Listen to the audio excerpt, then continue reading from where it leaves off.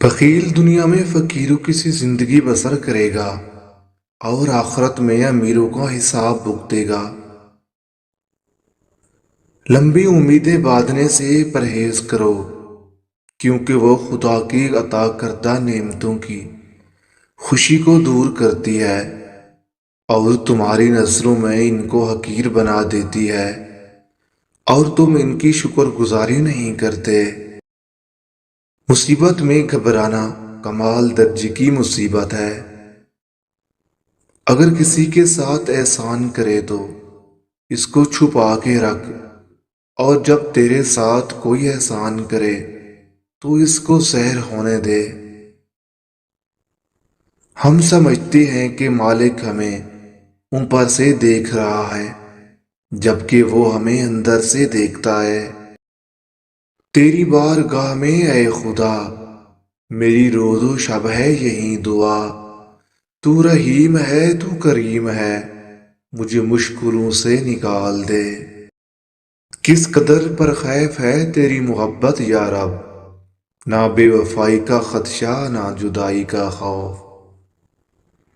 مسلمان ایک فرقہ دوسرے فرقے کو کافر سمجھتا ہے، مگر کافر ہم کو مسلمان سمجھتا ہے۔ نہ رئیس ہوں نہ امیر ہوں، نہ بادشاہ نہ میں وزیر ہوں، اے میرے رب تیرا عشق ہے، میری سلطنت میں اس سلطنت کا فقیر ہوں۔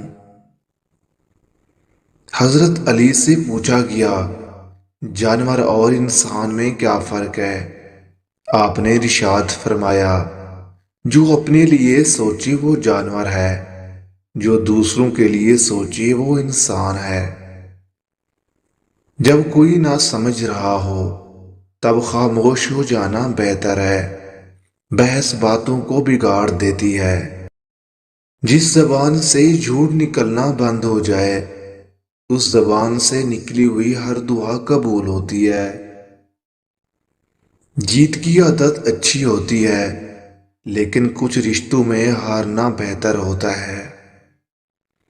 کسی کو آسانی سے مت مل جانا، لوگ آپ کو سستا سمجھ لیتے ہیں۔ استاد بادشاہ نہیں ہوتا، مگر دوسروں کو بناتا ضرور ہے۔ تم پانی جیسے بنو جو اپنا راستہ خود بناتا ہے، پتھر جیسے نہ بنو جو دوسروں کا بھی راستہ روک لیتا ہے۔ کبھی نہ گرنا کمال نہیں ہے، بلکہ گر کر سنبھل جانا کمال